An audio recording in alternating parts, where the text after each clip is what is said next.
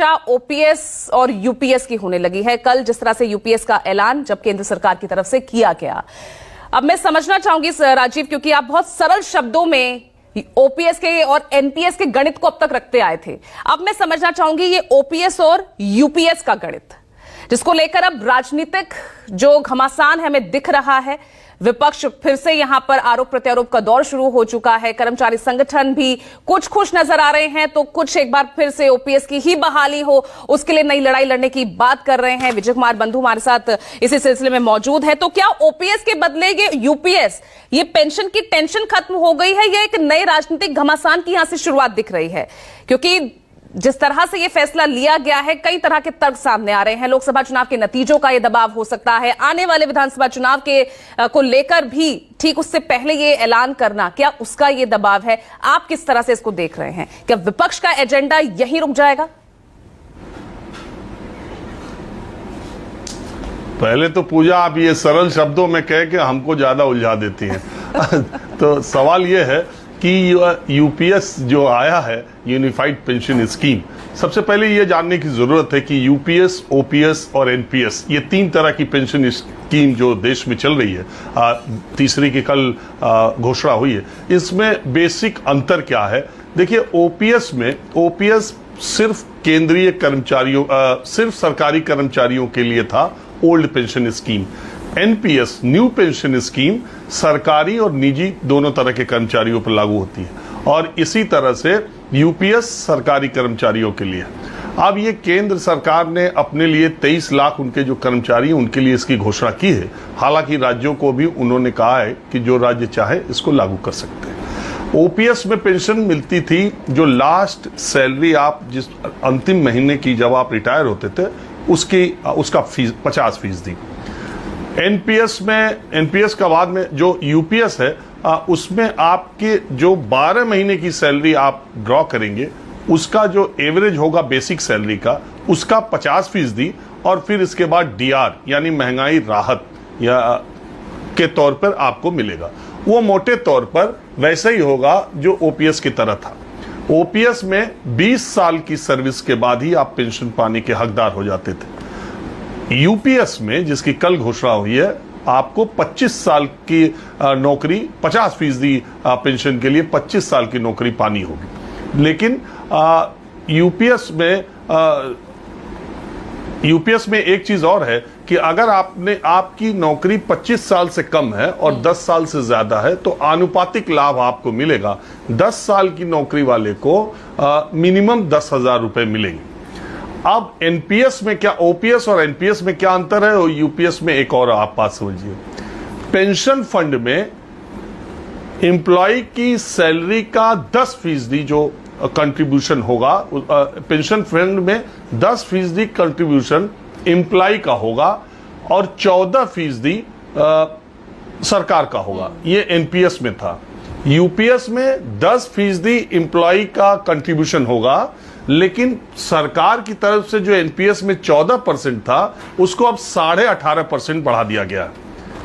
OPS जो कि पुरानी पेंशन स्कीम है, उसमें कर्मचारी का कोई योगदान नहीं होता था, यानी कर्मचारी का जो 10% योगदान एनपीएस का है वो यूपीएस में भी बना रहेगा। तो जो सरकारी कर्मचारी इसका विरोध कर रहे हैं वो यही कह रहे हैं कि हमारा कंट्रीब्यूशन लेकर के फिर हम ही को पैसा दे रहे हो। पहले तो 10 और 14 का स्कीम थी, अब 10 और 18.5 का हो गया, तो मूलतः आपने 4.5% अपना बढ़ा दिया, इसलिए वो कह रहे हैं कि हमारा कंट्रीब्यूशन ले रहे हैं। लेकिन एनपीएस और यूपीएस में क्या अंतर है कि एनपीएस न्यू पेंशन पॉलिसी में ये बाजार के जोखिम पर, अगर बाजार जैसा आगे ऊपर नीचे होगा वैसी आपकी पेंशन या आपका पैसा होगा। आप जो पैसा लगा रहे हो वो बाजार में लगा, मार्केट लिंक। आप देखती होंगी, आप इंश्योरेंस या आप कहीं इन्वेस्टमेंट करते हैं तो एक होता है मार्केट लिंक प्लान और एक होता है सम एश्योर्ड कि आपको इतना मिलेगा ही मिलेगा। एक होता है कि अगर बाजार ऊपर गया तो आपको ज्यादा मिलेगा, बाजार कम आया तो ज्यादा मिलेगा। एनपीएस में ये खतरा था, वो जो लोग रिटायरमेंट पाए उसमें ऐसा ही हुआ, बाजार गिरा रहा तब उस समय उनका बहुत कम पेंशन बनी। लेकिन यूपीएस आपको गारंटीड पेंशन की व्यवस्था करता है, ये फर्क है। और एनपीएस में आपका जितना फंड होता था 10% आपका 14% सरकार का मिला करके जब आप रिटायर होते थे जो भी फंड होता था बाजार के हिसाब से उसका 60% आपको एक मुश्त मिल जाता था और 40% पेंशन में जाता था जो महीने के हिसाब से आपकी पेंशन बच जाती थी। ये तरीका था। इसमें ऐसा तरीका नहीं। यूपीएस में अगर आपने 10 साल की नौकरी की है तो 10,000 रुपए मिनिमम प्लस आपको डीआर, और अगर आपने 25 साल की है तो आपको जो पेंशन है करीब करीब ओपीएस के बराबर पेंशन मिलेगी। अब दूसरा सवाल है कि जो ये 2004 से एनपीएस लागू हुआ है, 2025 से अप्रैल 2025 से यूपीएस लागू होगा। तो 2004 से लेके और 25 तक के बीच में जो लोग न्यू पेंशन स्कीम में जो रिटायर हो गए उनका क्या होगा वो भी सोच रहे होंगे। उनके लिए प्रावधान है कि उनको एरियर मिलेगा ब्याज सहित और उनको भी इससे फायदा होगा। अब एम्प्लॉय के सामने विकल्प है कि वो एनपीएस लेना चाहते हैं कि यूपीएस लेना चाहते हैं। तो अगर आप गारंटीड जाना चाहते हैं तो आप यूपीएस में जाएंगे, और अगर आप बाजार के जोखिम के साथ फायदा नुकसान सहने का मादा रखते हैं तो आप एनपीएस में रह सकते हैं। मोटे तौर पर यही तीनों स्कीम का मामला है।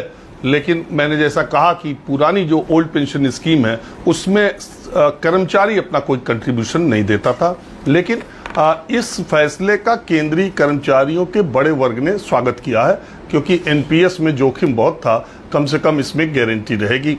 और इसी तरह से फैमिली पेंशन के लिए भी इसमें उसी तरह से मोटे तौर पर रुझान है। अब बात आ जाते हैं इसके जो राजनीतिक निहितार्थ है, राजनीतिक मतलब है, वो ये है कि देखिए इतिहास में ये लिखा जाएगा कि new pension scheme Atal ji की सरकार ने लाया और यूपीएस मोदी जी जब प्रधानमंत्री थे, लेकिन ये मोदी सरकार का फैसला नहीं है, ये एनडीए सरकार का फैसला है। जब 2 पूर्ण बहुमत से मोदी सरकार देश में आई थी तब उन्होंने पेंशन के बारे में वो फैसला नहीं किया। जब उनकी 240 सीट आई, गठबंधन की सरकार आई, उसके बाद ये फैसला किया। ये कहा जाएगा फैक्ट के तौर पर। हालांकि इसमें जो कमेटी थी उसको पहले बनाया गया था और पेंशन को लेकर के कई राज्यों में भारतीय जनता पार्टी के शासित राज्यों में दबाव भी है।